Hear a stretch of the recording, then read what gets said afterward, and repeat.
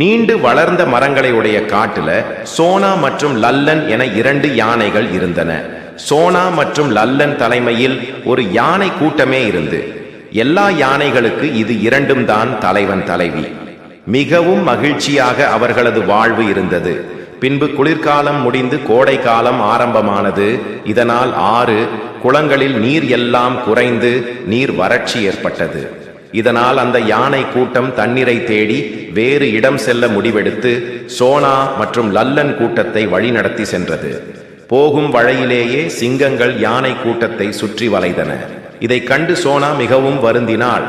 ஏனென்றால் யானைகள் அனைத்தும் தாகத்தலும் உணவில்லத காரணத்தினாலும் களைப்பாக இருந்தன.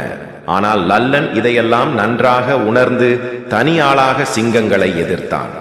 சிங்கங்கள் லல்லனின் வால் பகுதியை கடிக்க வேண்டும் என்று நினைக்க, ஆனால் லல்லன் அவற்றையெல்லாம் துக்கி விசிறி எறிந்தான். லல்லன் முன்னால நிற்க முடியாமல் சிங்கம் கோபத்தில் எல்லாம் தலை தெறிக்க ஓடியது. எதையும் எதிர்த்து நில், அது இருந்த இடம் தெரியாமல் அழியும்.